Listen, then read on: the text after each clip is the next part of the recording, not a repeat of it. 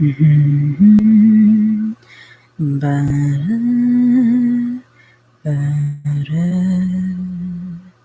ba- ba-da, ba-da, ba-da, ba-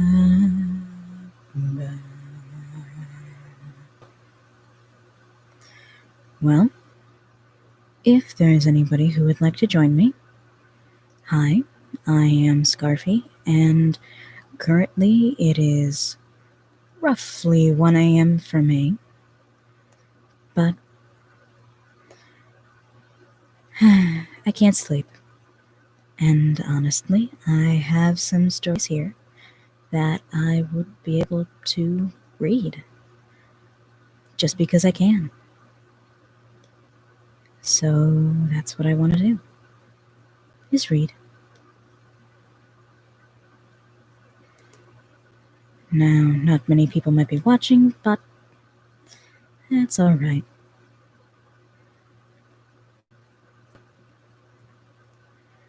So, to start off, we are going to be reading the story A Collapse of Horses by Brian Evanson. So, apparently, the story was drawn from the February or March edition of the American Reader, available, well, via the American Reader.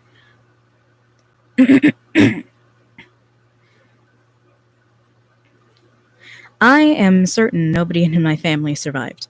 I am certain they burned, that their faces blackened and bubbled just as did my own.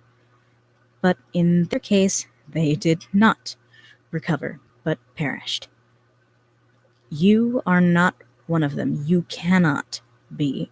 For if you were, you would be dead. Why you choose to pretend to be and what you hope to gain from it, this is what interests me.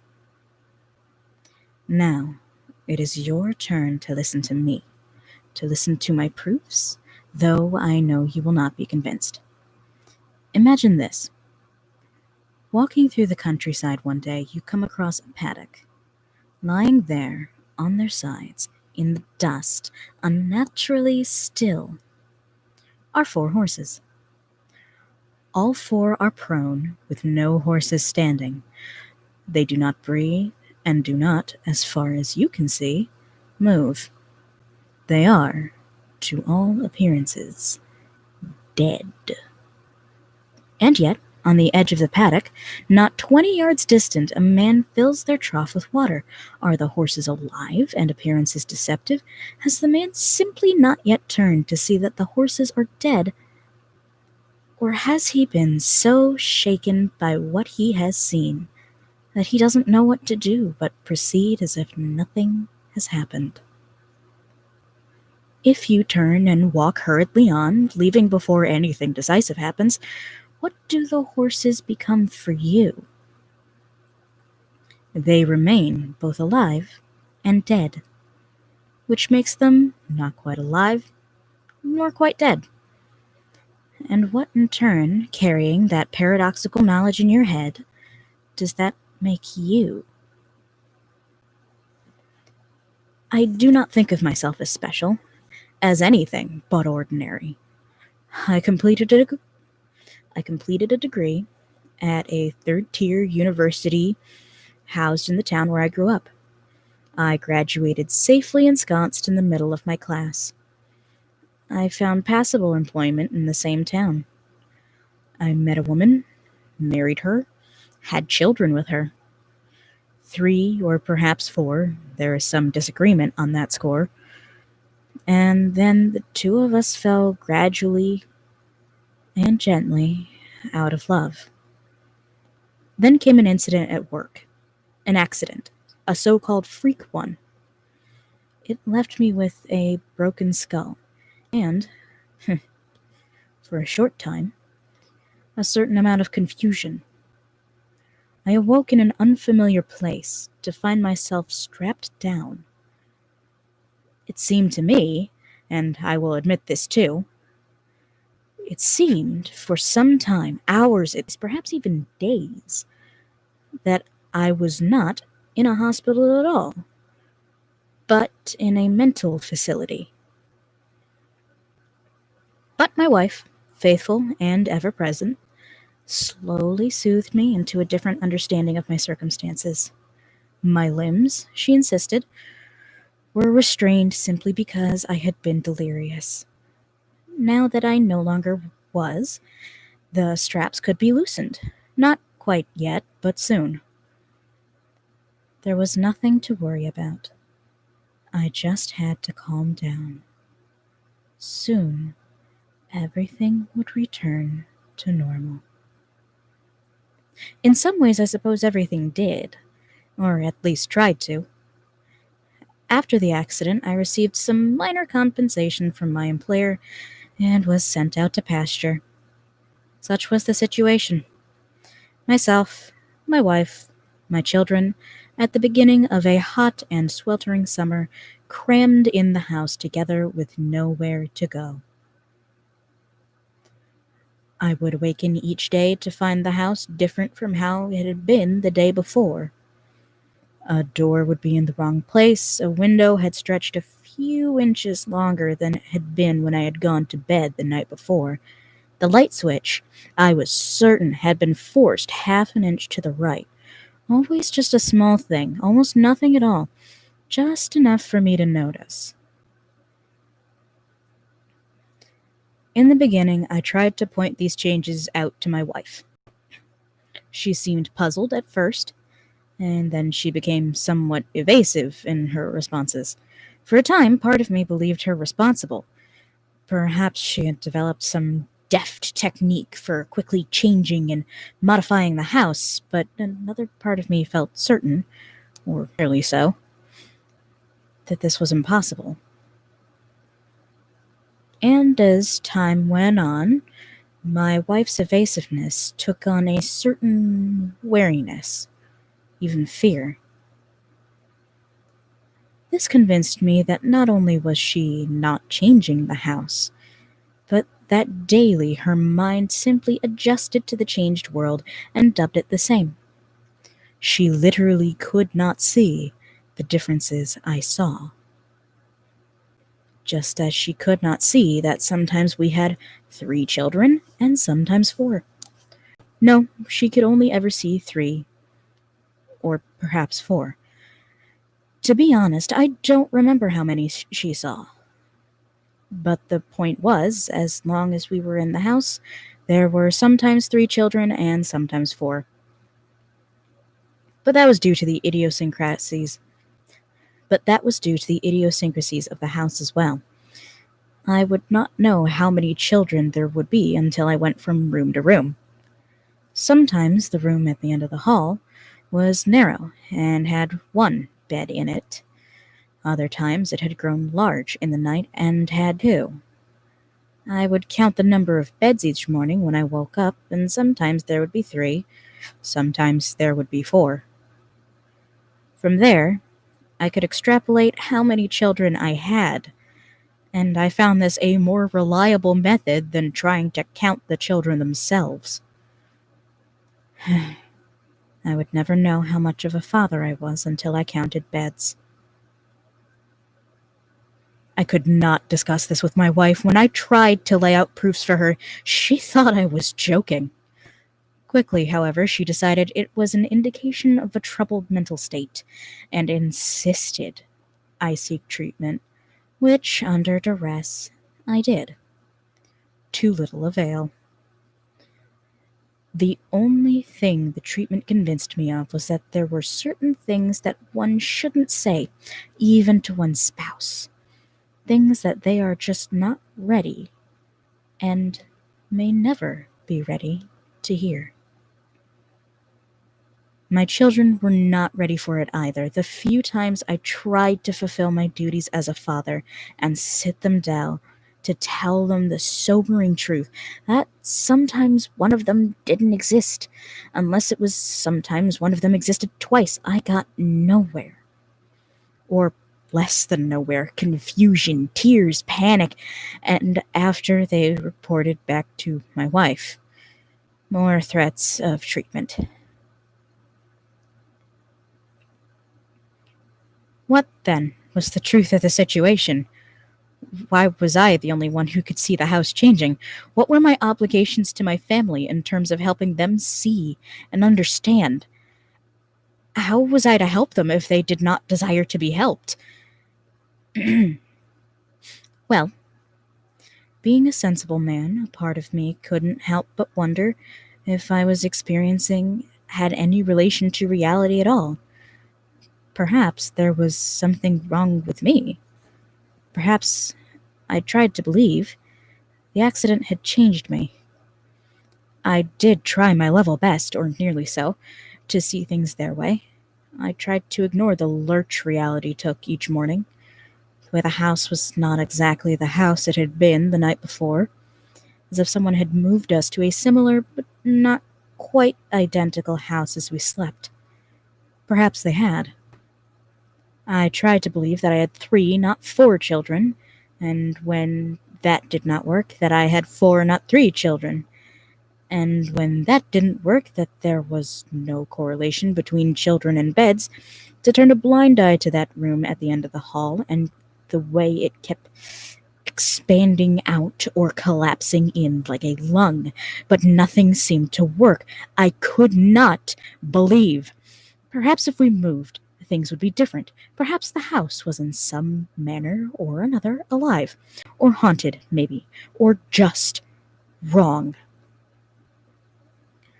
But when I raised the idea of moving with my wife, she coughed out a strange barking laugh before enumerating all the reasons this was a bad idea. There was no money and little prospect of any coming in now that I had had my accident and lost my job. We bought the house recently enough that we would take a substantial loss if we sold it. We simply could not afford to move. And besides, what was wrong with the house?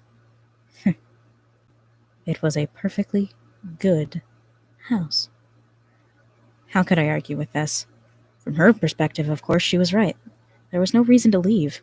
For her, there was nothing wrong with the house. How could there be? Houses don't change on their own, she told me indignantly. This was not something that reason could allow. But for me, that was exactly the problem. The house, for reasons I didn't understand, wasn't acting like a house. I spent days thinking, mulling over what to do, to get away from the house. I wandered alone in the countryside. If I walked long enough, I could return home sufficiently exhausted to sleep, rather than spending much of the night on watch, trying to capture the moment when parts of the house changed. For a long time, I thought that might be enough. That if I spent as little time in the house as possible, and returned only when exhausted, that I could bring myself not to think about how unsound the house was. That I would wake up sufficiently hazy to no longer care what was where and how it differed from before. That might have gone on for a long time, even forever or the equivalent. But then in my walks, I stumbled upon, or perhaps was led to, something. It was a paddock. I saw horses lying in the dirt, seemingly dead. They couldn't be dead, could they? I looked to see if I could tell they were breathing, and found I could not. I could not say honestly if they were dead or alive, and I still cannot say. I noticed a man on the far side of the paddock, filling their trough with water, facing away from them, and wondered if he had seen the horses behind him, and if not, when he turned, whether he would be as unsettled as I. Would he approach them and determine they were dead? Or would his approach startle them to life? Or had he seen them dead, and his mind had been unable to take it in? For a moment I waited, but at the time, in the moment, there seemed nothing more terrible to me about the idea of knowing for certain that the horses were dead than there was about not knowing whether they were dead or alive. And so I hastily left, not realizing that to escape a moment of potential discomfort, I was leaving them forever in my head as not quite dead, but in another sense, nearly alive. That to leave as I had was to assume the place of the man beside the trough, but without ever being able to return and learn the truth. In the days that followed, that image haunted. I turned it over, scrutinized it, peered at every face of it, trying to see if there was something I had missed, if there was a clue that would sway me towards believing those horses were alive or believing they were dead. If there was a clue to reveal to me that the man beside the trough knew more than I had believed, to no avail. The problem remained insolubly balanced. If I went back, I couldn't help asking myself, would anything have changed? Would the horses still, even now, be lying there? If they were, would they have begun to decay in a way that would prove them dead? Or would they be exactly as I had last seen them, including the man still filling the trough? Ugh, what a terrifying thought. Since I'd stumbled upon the paddock, I didn't know exactly where it was. Every walk I went on, every step I took away from the house, I risked stumbling onto it again. I began walking slower, stopping frequently, scrutinizing my surroundings, and shying away from any area that might remotely harbor a paddock. But after a while, I deemed even that insufficiently safe. I found myself hardly able to leave the house. And yet, with the house always changing, I couldn't remain there either. There was I gradually realized, a simple choice. Either I would have to steel myself and return and confront the horses, or I would have to confront the house. Either horse or house, either house or horse. But what sort of choice was that really? The words were hardly different, pronounced more or less the same, with one letter only having accidentally been dialed up too high or too low in the alphabet. No, I came to feel, by going out to avoid the house and of finding the horses, I had, in a manner of speaking, simply found again the house. It must be, that the prone horses were there for me, to teach a lesson to me, that they were meant to tell me something about their namesake, the house. The devastation of that scene, the collapse of the horses, gnawed on me. It was telling me something I wasn't sure I wanted to hear. At first, part of me resisted the idea. No, I told myself, no, it was too extreme a step. Lives were at stake, the lives of my wife and at least 3 children. The risks were too great. But what was I to do? In my mind, I kept seeing the collapsed horses, and I felt my thoughts again churn over in their state. Were they alive, or were they dead? I kept imagining myself there at the trough, paralyzed, unable to turn and look, and it came to seem to me my perpetual condition. In my worst moments, it seemed the state, not only of me, but of the whole world, with all of us on the verge of turning around and finding the dead behind us, and from there I slipped back to the house, which, like the horses, seemed in a sort of suspended state. I knew it was changing, that something strange was happening. I was sure of that, at least, but I didn't know how or what the changes meant, and I couldn't make anyone else see them. When it came to the house, I tried to convince myself I could see what the others could not, but the rest of the world was like the man filling the horse trough, unable to see the fallen horses. Thinking this naturally led me away from the idea of the house and back instead to the horse. What I should have done, I told myself, was to have thrown a rock. I should have stooped and scraped the dirt until my fingers closed around a stone, and then shied it at one of the horses, waiting either for the meaty thud of dead flesh or the shudder and annoyed whicker of a struck living horse. Not knowing is something you can only suspend yourself in for the briefest moment. No, even if what you have to face is horrible, it is an inexplicably dead herd of horses, even an inexplicably dead family. It must be faced. And so I turned away from the house and went back to look for the paddock, steeling myself for what I would find. I was ready, rock in hand. I would find out the truth about the horses, and I would accept it, no matter what it was. Or at least I would have. No matter how hard I looked, no matter how long I walked, I could not find the paddock. I walked for miles, days even. I took every road, known and unknown, but it simply wasn't there.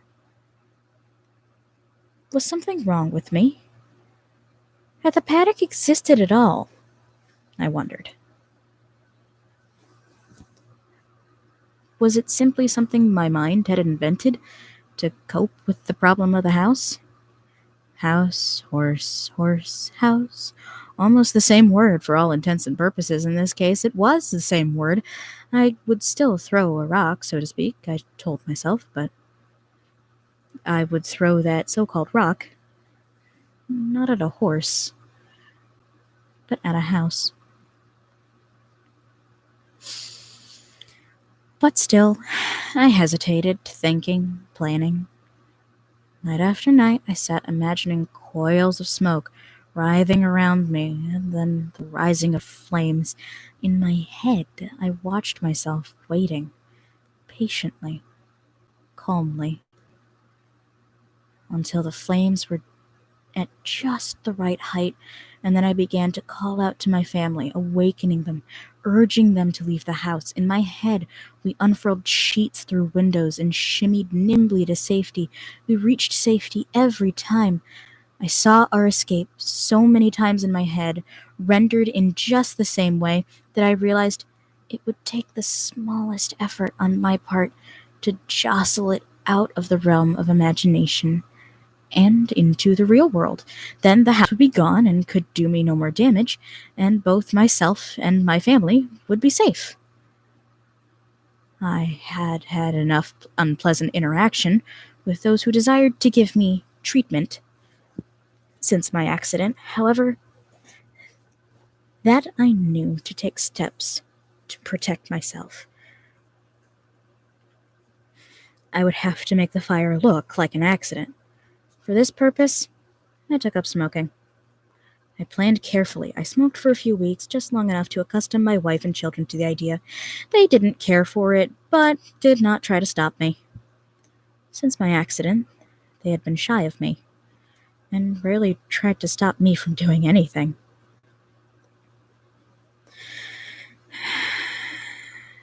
Seemingly, as a concession to my wife, I agreed not to smoke in the bedroom. I promised to smoke only outside the house, with the proviso that if it was too cold to smoke outside, I might do so downstairs near an open window. During the third, or perhaps fourth, week after I took up smoking, with my wife and children asleep, it was indeed too cold. Or at least I judged that I could argue it to have been such if confronted after the fact. So I cracked open the window near the couch and prepared the images in my mind.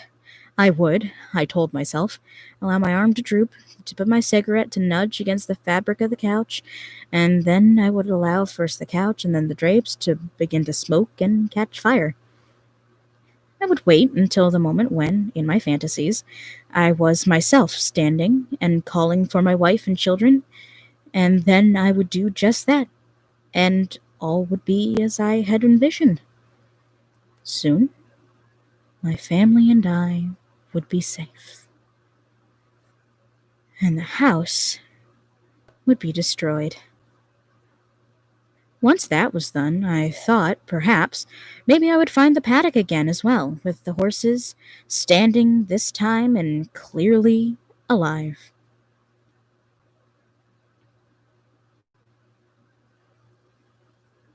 And yet the fabric of the couch did not catch fire. Instead, only smoldering and stinking.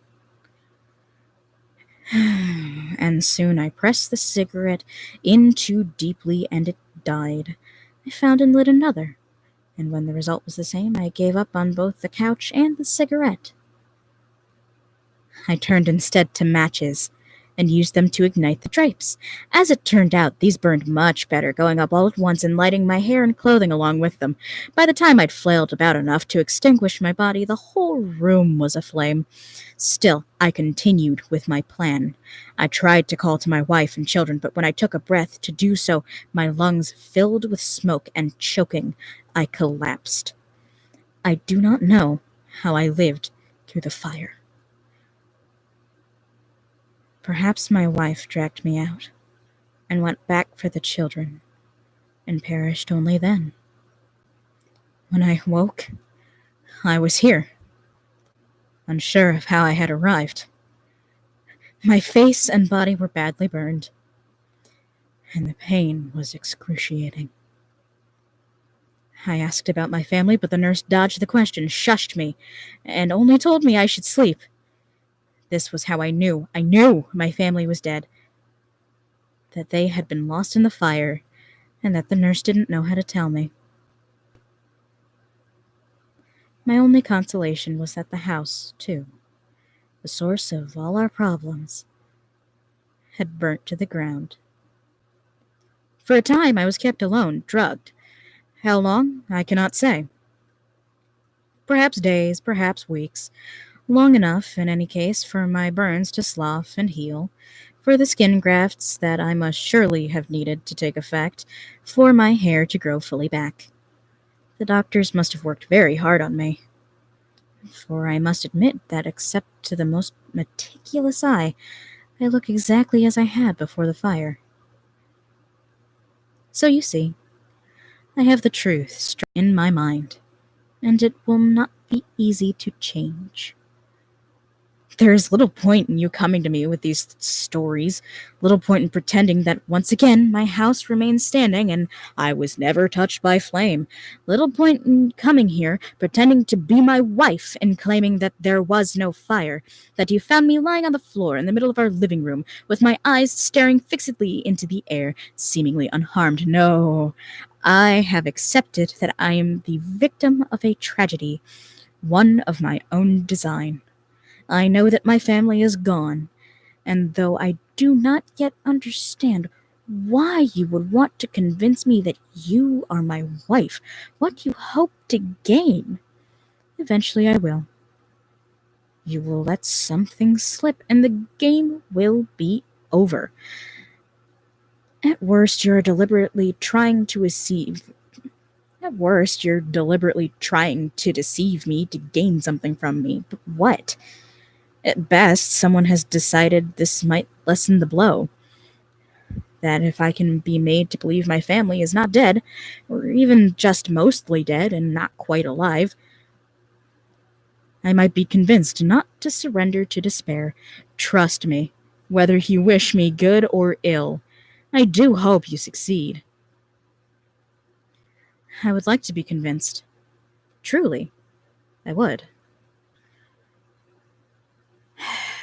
I would love to open my eyes and suddenly see my family surrounding me, safe and sound.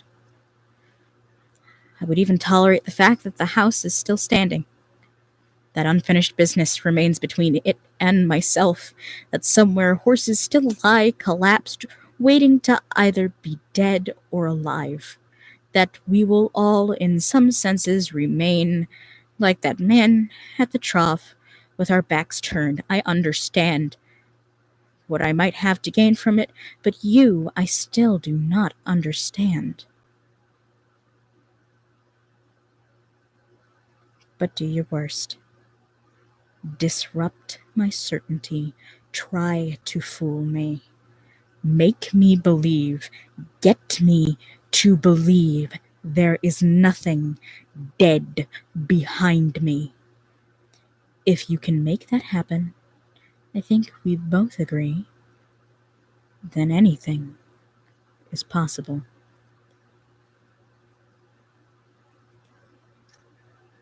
All right, and end of story. That was A Collapse of Horses by Brian Evanson, courtesy of the American Reader. I actually really liked that one. I I honestly wasn't sure reading through it, the majority of it, but that was fun.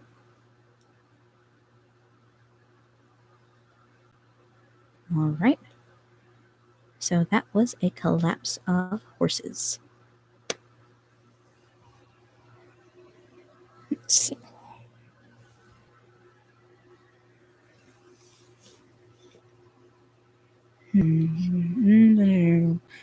Which one do we want next?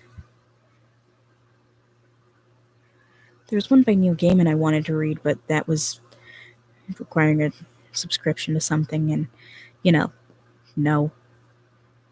I mean, they need to make money somehow, but no. Let's see.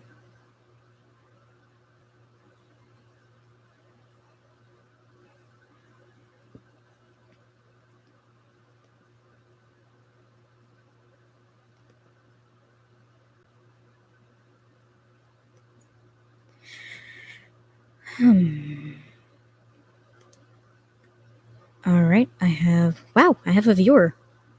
My.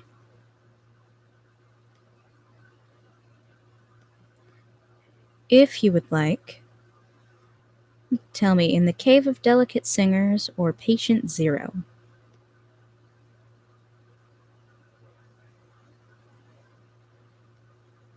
So, and I'm going to give that about a minute or two to respond.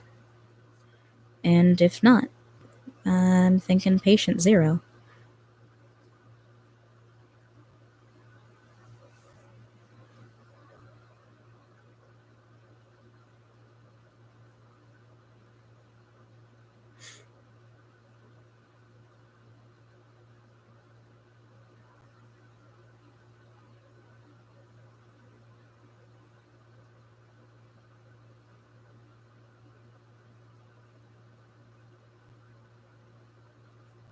Mm-hmm. Mm-hmm. Mm-hmm. Da, da, da, da, da. Da, da, da, da, da, da. Da, da, da, da, da, da. Well, I'm not seeing a response, so Patient Zero. Here we go.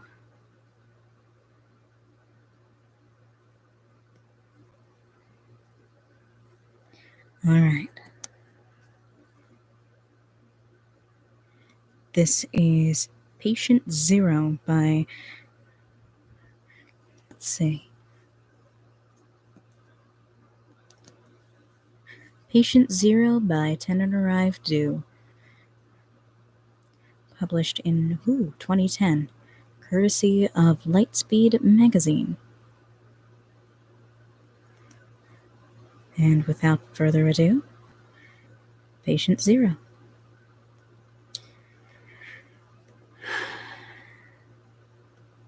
September 19th. The picture came. Veronica tapped on my glass and woke me up, and she held it up for me to see. It's autographed and everything, for you, Veronica mouthed at me, and she smiled a really big smile. The autograph says, "To Jay, I'll throw a touchdown for you." I couldn't believe it. Everybody is laughing at me because of the way I yelled and ran in circles around my room until I fell on the floor and scraped my elbow. The janitor Lou turned on the intercom box outside my door and said, "Kid, you gone crazier than usual? What do you care about that picture for?" They don't they know Dan Marino is the greatest quarterback of all time?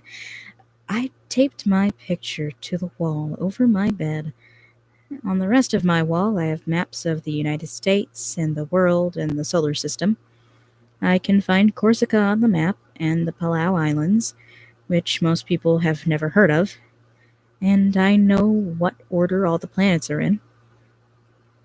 But there's nothing else on my wall like Dan Marino. That's the best.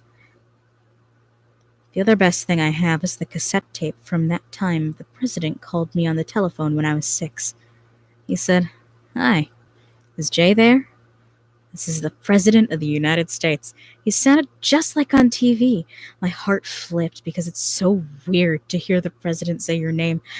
I couldn't think of anything to say back. He asked me how I was feeling, and I said I was fine. That made him laugh, like he thought I was making a joke. Then his voice got real serious. And he said everyone was praying and thinking about me. And he hung up. When I listen to that tape now, I wish I had thought of something else to say. I used to think he might call me another time, but it only happened once, in the beginning. So I guess I'll never have a chance to talk to the president again. After Veronica gave me a picture of Marino, I asked her if she could get somebody to fix my TV so I can see the football games. All my TV can play is videos.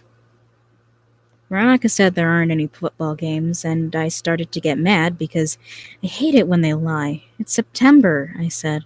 "There's always football games in September," but Veronica told me the NFL people had a meeting and decided not to have football anymore. And maybe it would start again, but she wasn't sure, because nobody except me was thinking about football. At first, after she said that, it kind of ruined the autograph, because it seemed like Dan Marino must be lying too.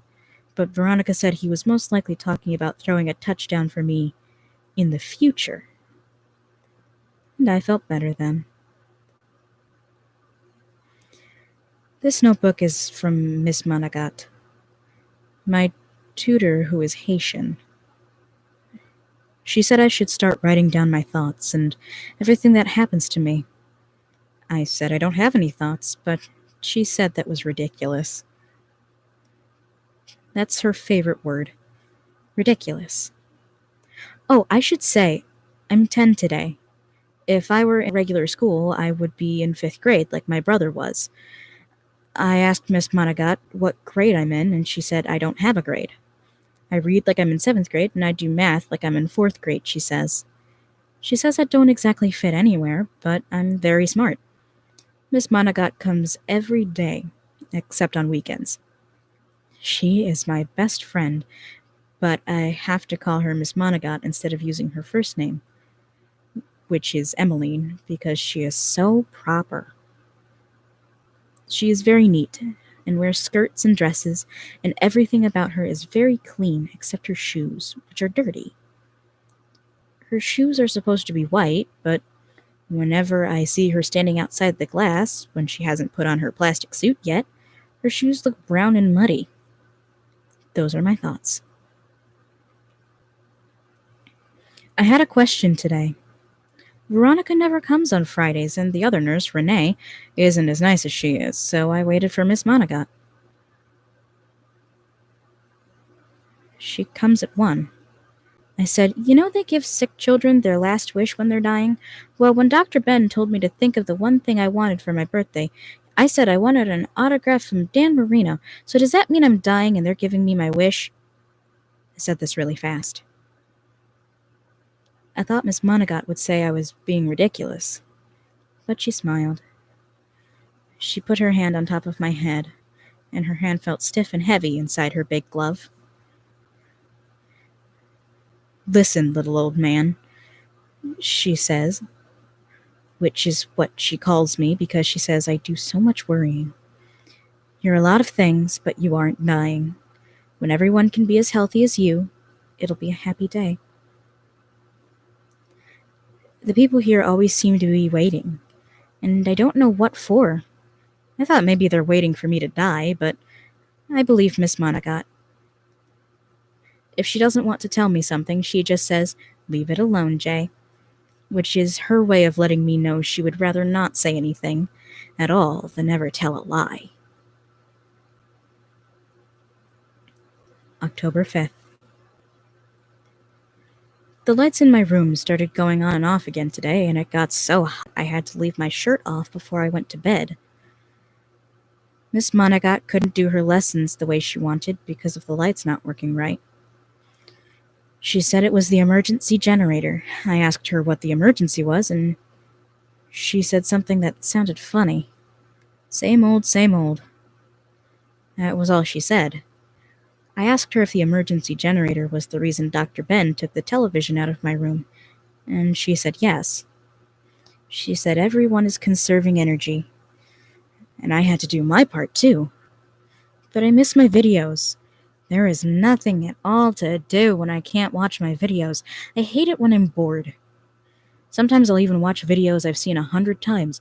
Really, 100 times.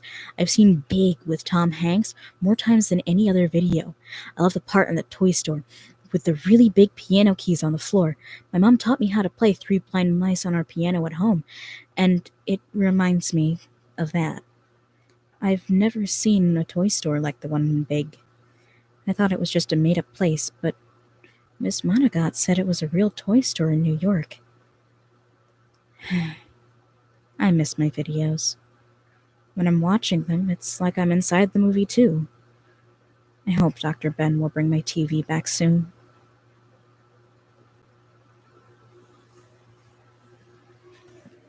October 22nd.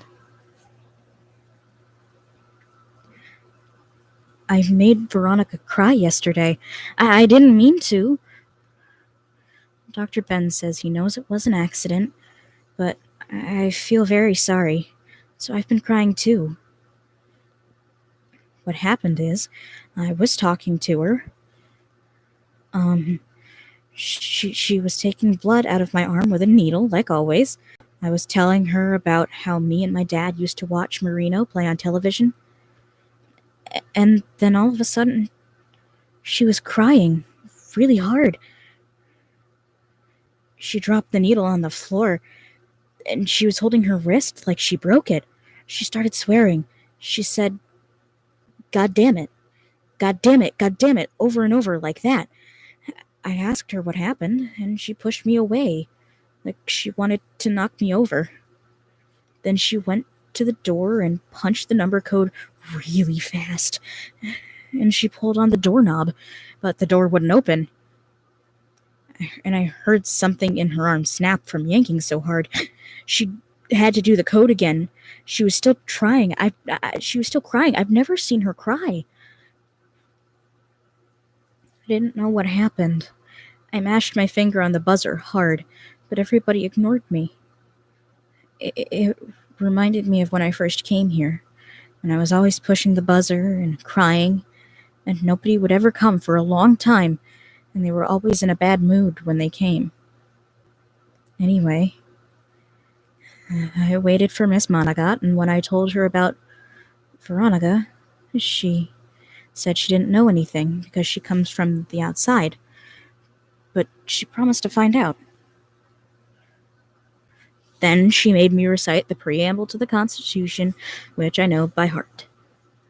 Pretty soon, for a little while, I forgot about Veronica.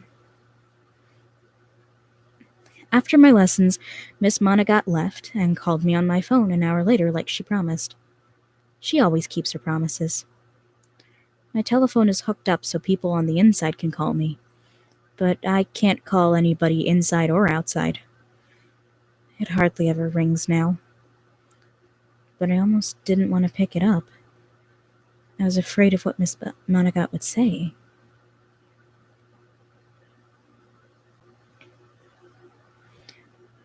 Veronica poked herself. Miss Monaghan told me. The needle stuck through her hot suit. She told Dr. Ben there was sudden movement.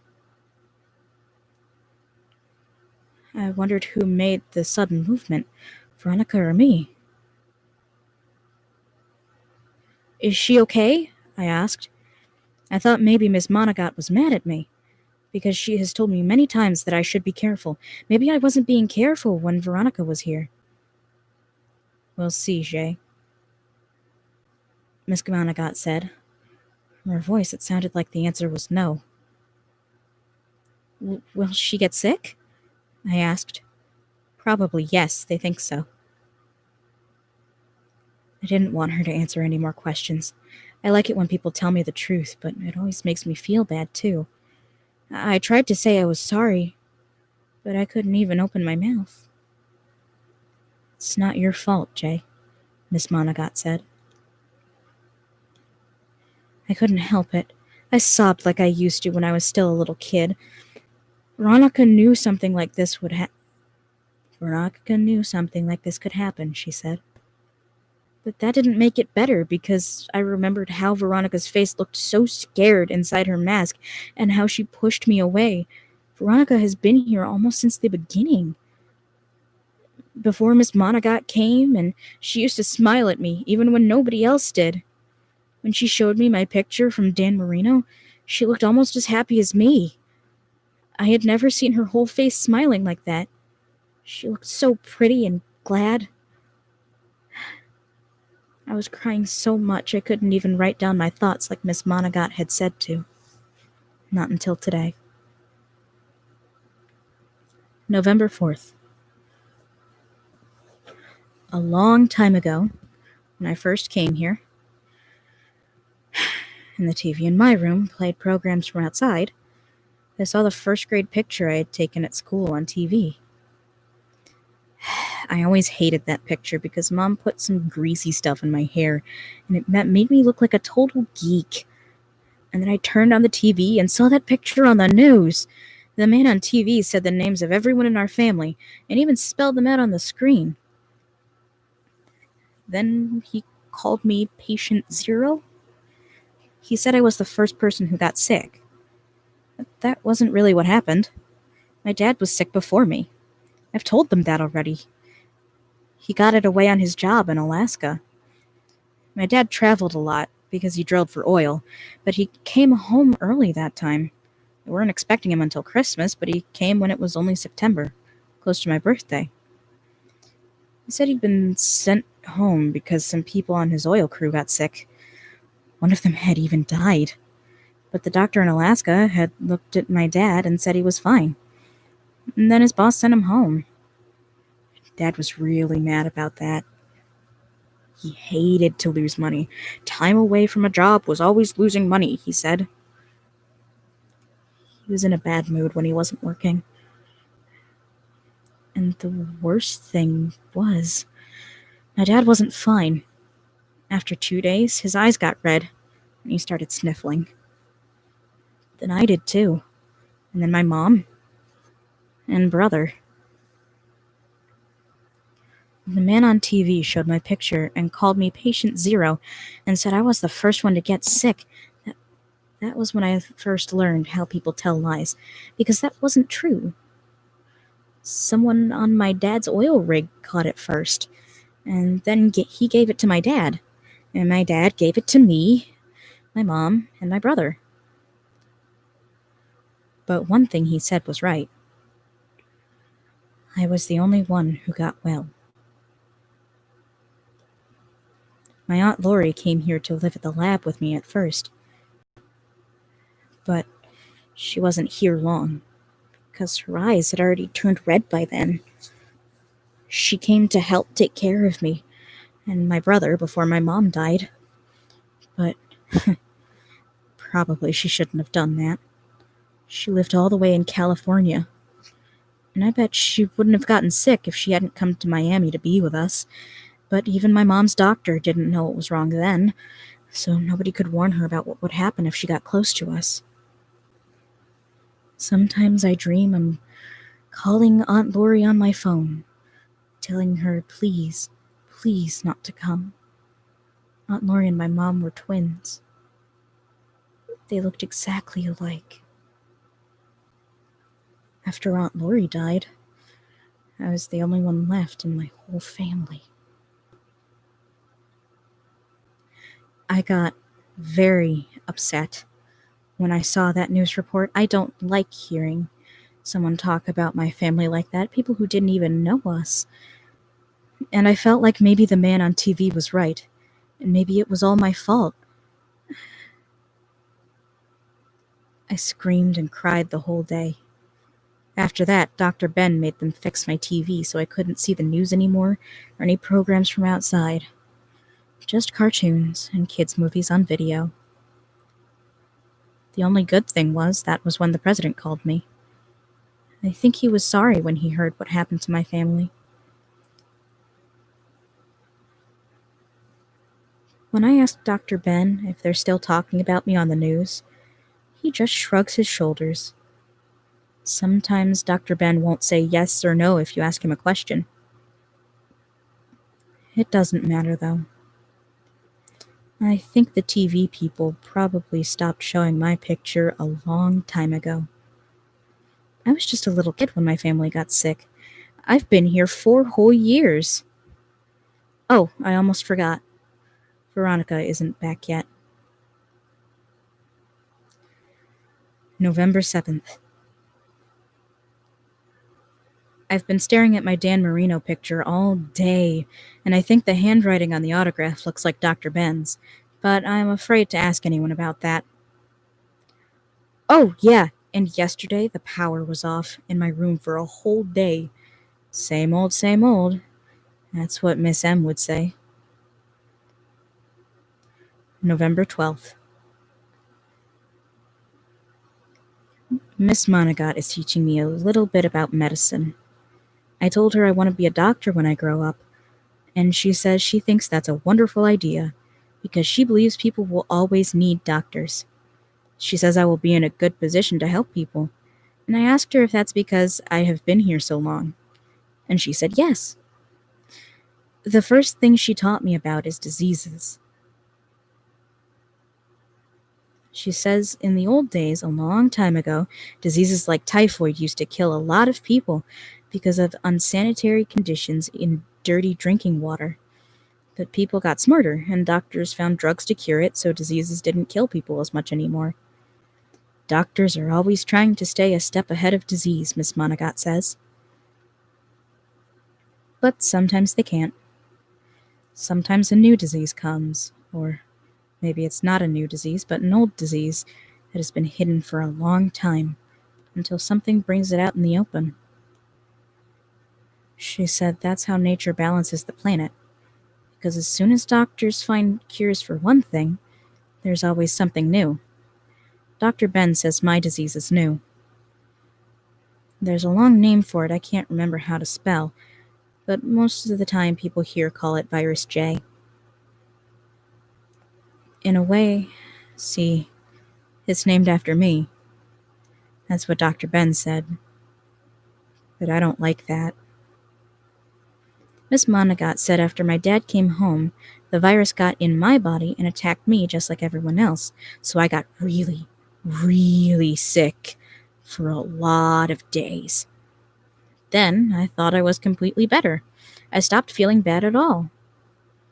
But the virus was already in my brother and my mom and dad and even our doctor from before, Dr. Wolf, and Miss Monagot says it was very aggressive, which means doctors didn't know how to kill it.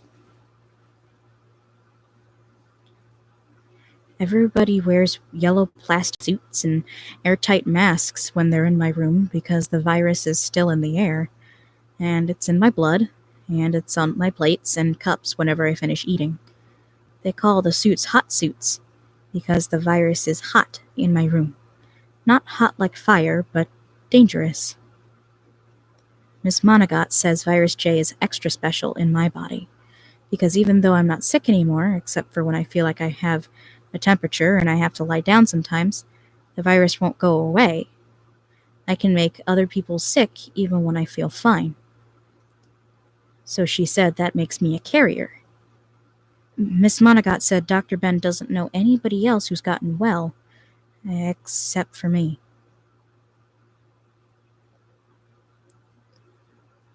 Oh, except maybe there are some little girls in China. Veronica told me once that there were some little girls in China the same age as me who didn't get sick either. But when I asked Dr. Ben, he said he didn't know if it was true. And Miss Monagot told me it might have been true once, but those girls might not be alive anymore. I asked her if they died of virus J, and she said, no, no, no, 3 times. She told me to forget about any little girls in China. Almost like she was mad. I'm the only one like me she knows about for sure, she says. The only one left. That's why I'm here, she says. But I already knew that part. When I was little, Dr. Ben told me about antibodies and stuff in my blood, and he said the reason him and Renee and Veronica and all the other doctors take so much blood from me all the time until they make purple bruises on my arms and I feel dizzy is so they can try to help other people get well too. I've had almost 10 surgeries since I've been here. I think they have even taken out parts of me, but I'm not really sure. I look the same on the outside, but I feel different on the inside. I had surgery on my belly a year ago, and sometimes when I'm climbing the play rope hanging from the ceiling in my room, I feel like it hasn't healed right, like I'm still cut open. Miss Monagot says it's only in my mind, but it really hurts. I don't hate anything like I hate operations. I wonder if that's what happened to the other little girls, if they kept getting cut up until they died. Anyway, it's been a year since I had any operations.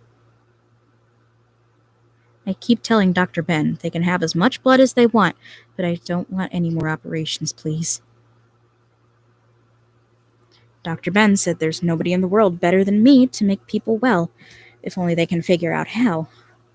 Miss Monagot says the same thing. That makes me feel a little better about Virus J. I was happy Miss Monagot told me all about disease because I don't want her to treat me like a baby like everyone else does. That's what I always tell her. I like to know things. I didn't even cry when she told me Veronica died. Maybe I got all my crying over with in the beginning because I figured out a long time ago nobody gets better once they get sick. Nobody except for me.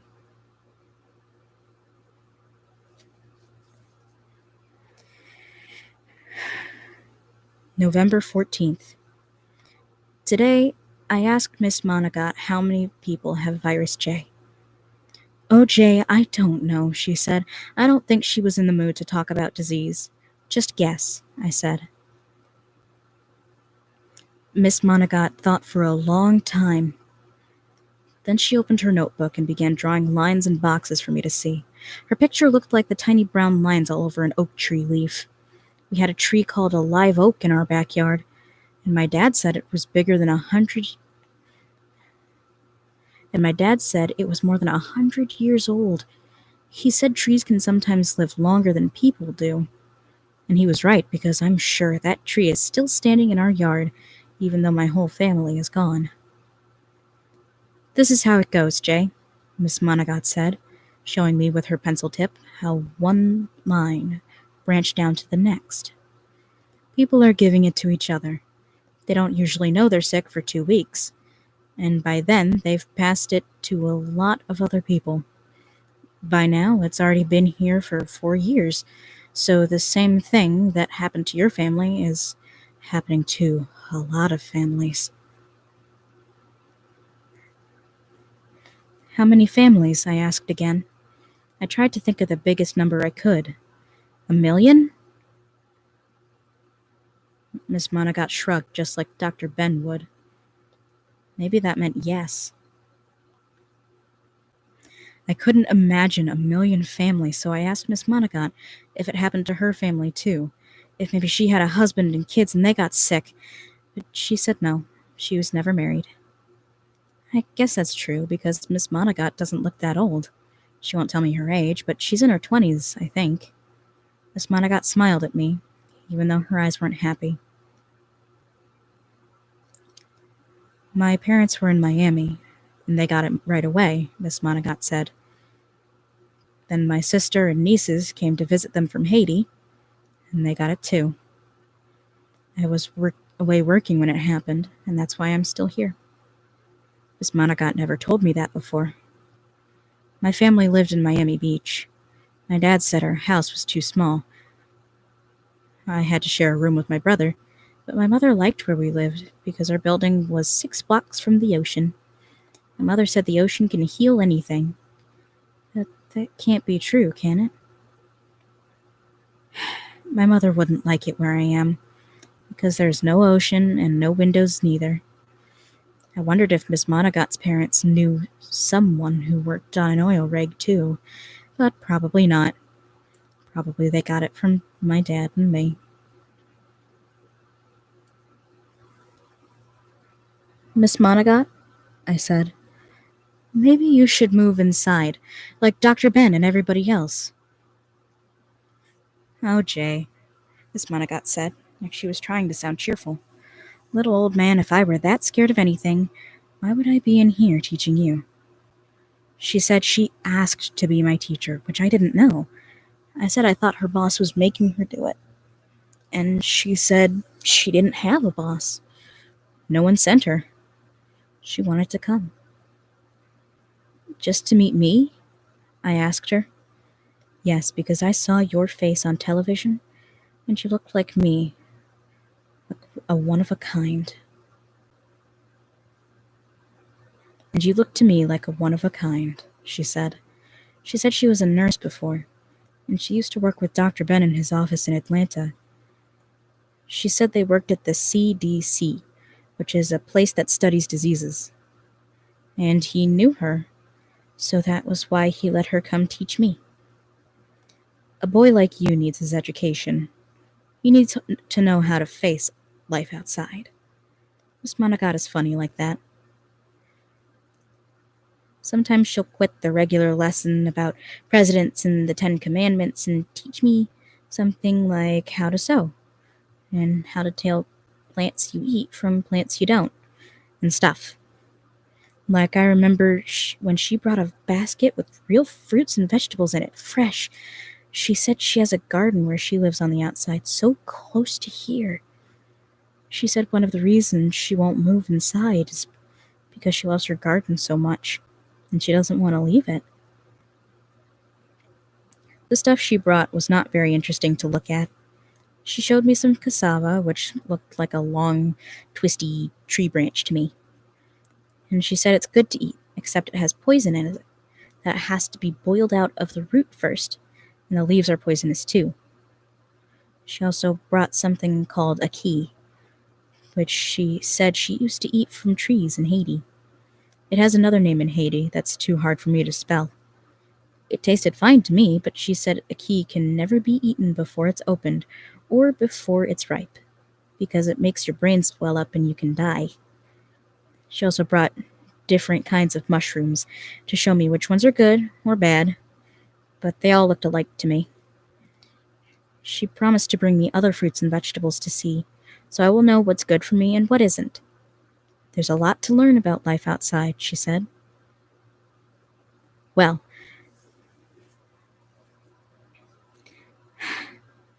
I don't want Miss Monagot to feel like I'm a waste of her time, but I know for a fact that I don't have to face life outside. Dr. Ben told me I might be a teenager before I can leave, or even older. He said I might even be a grown man. But that's okay, I guess. I try not to think about what it would be like to leave. My room, which they moved me to when I had been here 6 months, is really, really big. They built it especially for me.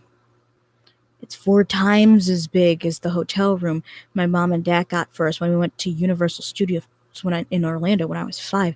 I remember that room because my brother, Kevin, kept asking my dad, "Doesn't this cost too much?"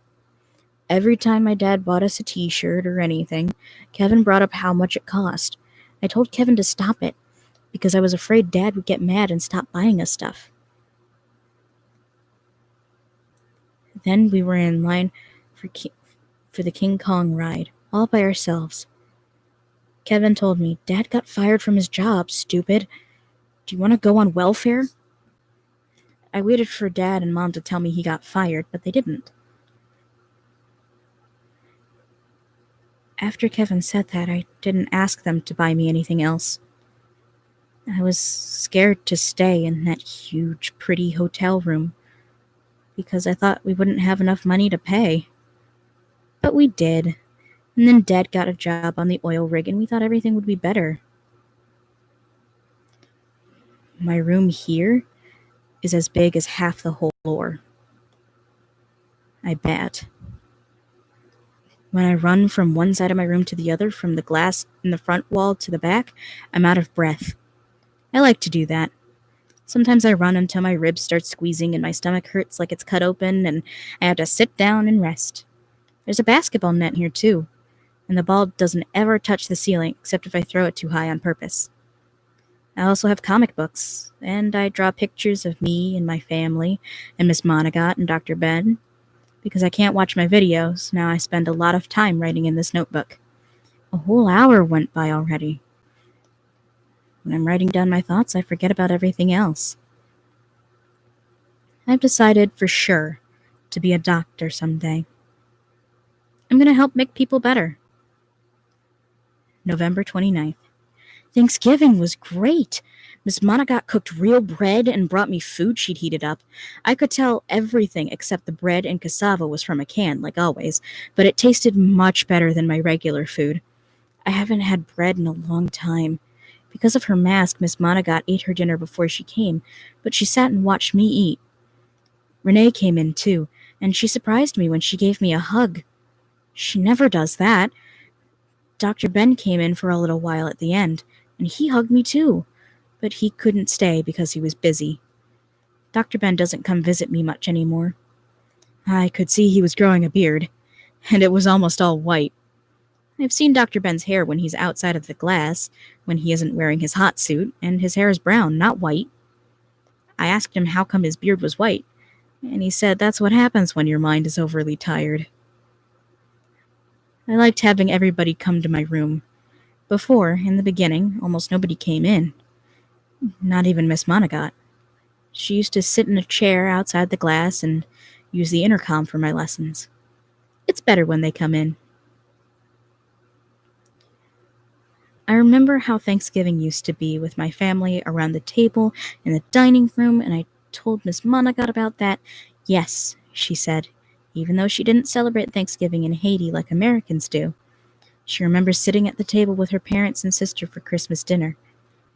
She said she came to see me today, and Renee and Dr. Ben came too, because we are each other's family now, so we're not alone. I hadn't thought of it like that before.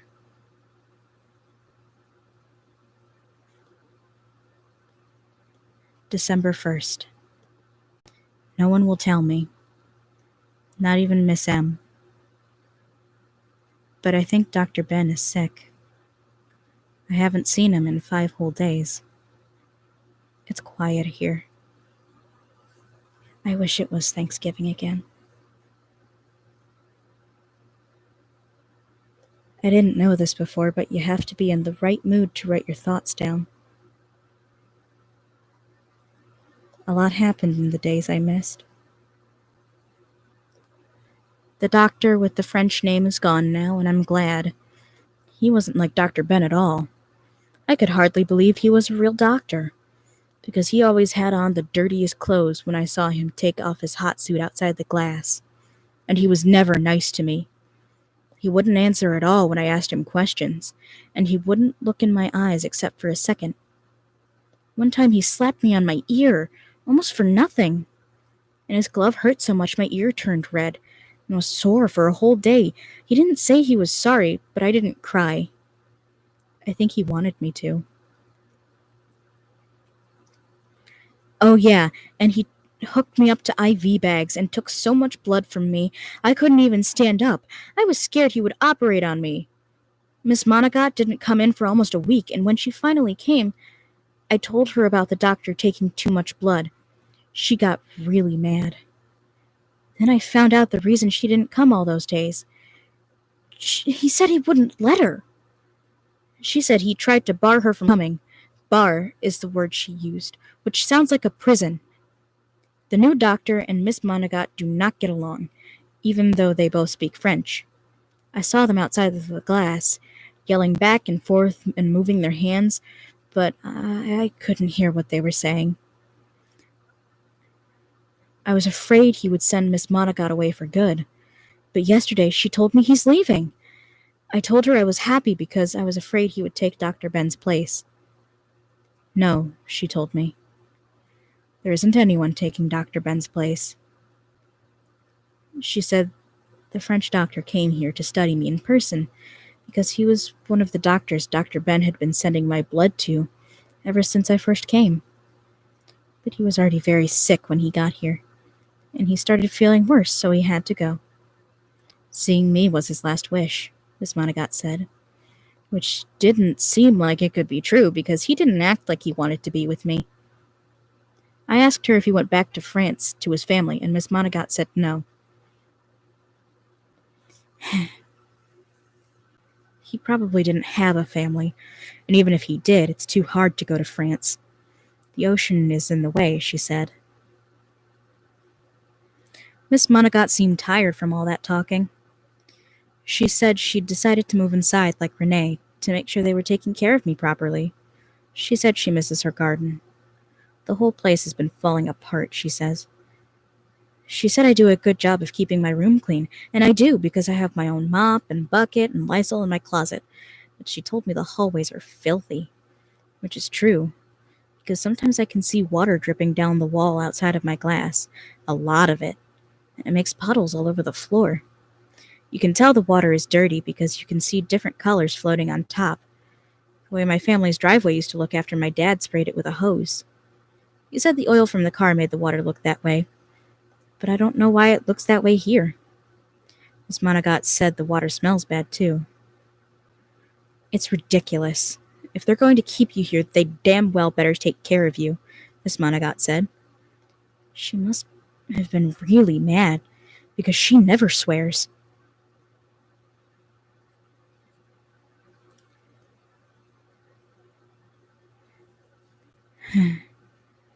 I told her about the time when Lou came and pressed on my intercom really late at night when I was asleep and nobody else was around. He was talking really loud like the people do in videos when they're drunk. Lou was glaring at me through the glass, banging on it. I had never seen him look so mean. I thought he would try to come into my room, but then I remembered he couldn't because he didn't have a hot suit. But I'll never forget how he said, "They should just put you to sleep like a dog at the pound." I try not to think about that night, because it gave me nightmares. It happened when I was pretty little, like 8. Sometimes thought maybe I just dreamed it, because the next time Lou came, he acted just like normal. He even smiled at me a little bit. Before he stopped coming here, Lou was nice to me every day after that. Miss Monagot did not sound surprised when I told her what Lou said about putting me to sleep. Yes, Jay, she told me. For a long time there have been people outside who didn't think we should be taking care of you. I never knew that before. I remember a long time ago, when I was really little and I had pneumonia, my mom was scared to leave me alone at the hospital. They won't know how to take care of Jay there, she said to my dad, even though she didn't know I heard her. I had to stay by myself all night, and because of what my mom said, I couldn't go to sleep. I was afraid everyone at the hospital would forget I was there. Or maybe something bad would happen to me. It seems like the lights go off every other day now. And I know people must really miss Lou, because the dirty gray water is all over the floor outside my glass, and there's no one to clean it up. 6467294 6467294 6467294. I remember the numbers already. I've been saying them over and over in my head so I won't forget, but I wanted to write them down in the exact order to be extra sure. I want to know them without even looking. Oh, I should start at the beginning. Yesterday, no one brought me any dinner, not even Miss Monagot. She came in with a huge bowl of oatmeal this morning, saying she was very sorry. She said she had to look a long time to find that food and it wore her out. The oatmeal wasn't even hot, but I didn't say anything. I just ate. She watched me eating. She didn't stay with me long because she doesn't teach me lessons anymore. After the French doctor left, we talked about the Emancipation Proclamation and Martin Luther King, but she didn't bring that up today. She just kept sighing, and she said she had been in bed all day yesterday because she was so tired, and she was so sorry she forgot to feed me. She said I couldn't count on Renee to bring me food because she didn't know where Renee was. It was hard for me to hear her talk through her hot suit today. Her mask was crooked, so the microphone wasn't in front of her mouth where it should be. She saw my notebook and asked if she could look at it. I said sure. She looked at the pages from the beginning. She said she liked the part where she said she liked the part where I said she was my best friend. Her face mask was fogging up, so I couldn't see her eyes, and I couldn't tell if she was smiling. I am very sure she did not put her suit on right today. When she put my notebook down, she told me to pay close attention to her and repeat the numbers she told me, which were 6467294 and I asked her what they were. She said it was the security code for my door.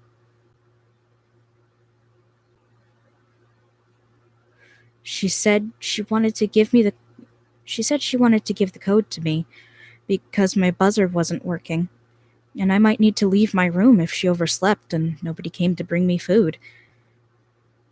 She told me I could use the same code on the elevator, and the kitchen was on the 3rd floor. There wouldn't be anybody there, she said, but I could look on the shelves, the top ones up high, to see if there was any food. If not, she said I should take the stairs down to the 1st floor and find the red exit sign to go outside.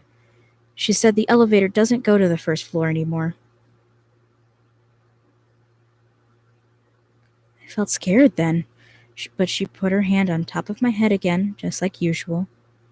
She said she was sure there was plenty of food outside. But am I allowed? I asked her. What if people get sick?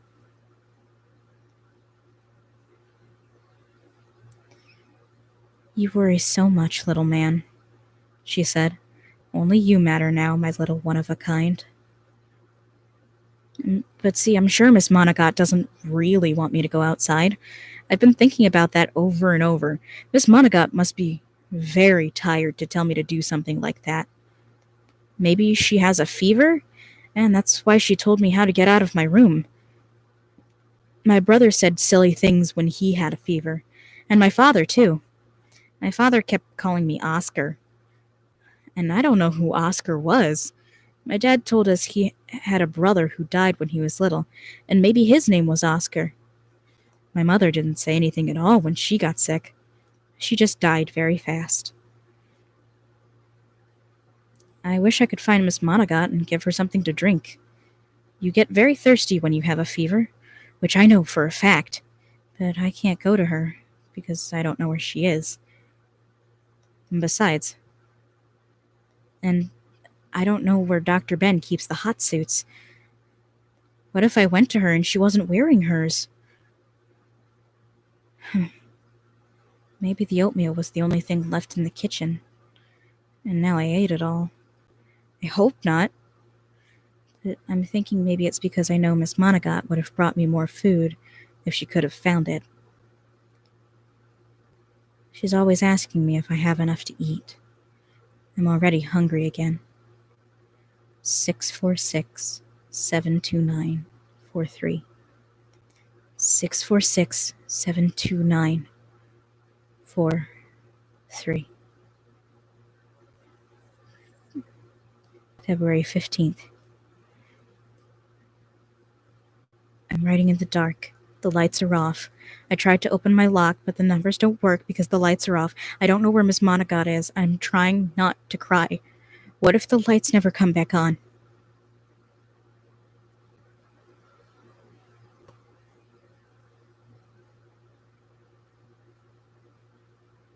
February 16th. There's so much I want to say, but I have a headache from being hungry. When the lights came back on, I went out into the hall like Miss M told me, and I used the numbers to get the elevator to work, and then I went to the kitchen like she said. I wanted to go real fast and find some peanut butter or Oreos or even a can of beans I could open with a can opener Miss M left me at Thanksgiving. There's no food in the kitchen. There's empty cans and wrappers on the floor and even roaches, but I looked on every single shelf and in every cabinet and I couldn't find anything to eat. The sun was shining really bright from the window. I almost forgot how the sun looks. When I went to a window, I saw a big, empty parking lot outside. At first, I thought there were diamonds all over the ground because of the sparkles, but it was just a lot of broken glass. I could only see one car, and I thought it was Miss M's. But Miss M would never leave her car looking like that. For one thing, it had 2 flat tires. I don't think there's anybody here today, so I thought of a plan. I have to go now. Miss M, this is for you, or whoever comes looking for me. I know somebody will find this notebook if I leave it on my bed. I'm very sorry I had to leave in such a hurry. I didn't want to go outside, but isn't it okay if it's an emergency? I am really hungry. I'll just find some food and bring it with me and I'll come right back. I'm leaving my door open so I won't get locked out. Miss M, maybe I'll find your garden with cassavas and a key, like you showed me, and I'll know the good parts from the bad parts. If someone sees me and I get in trouble, I'll just say I didn't have anything to eat. Whoever is reading this, don't worry. I'll tell everybody I see, please not to get too close to me.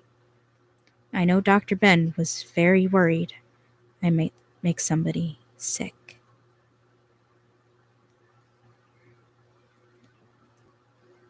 Well, I did not want to stop in the middle of the story, but that was painfully apt for our current situation. Well, our current situation isn't nearly that world ending, I don't think. But still. Apparently this is the time for the message of, or a very impromptu message of, social distancing, wash your hands, other such sayings. Either way, it is now almost 3 o'clock in the morning. I am very tired. So, I hope you all enjoyed your Dreadtime story.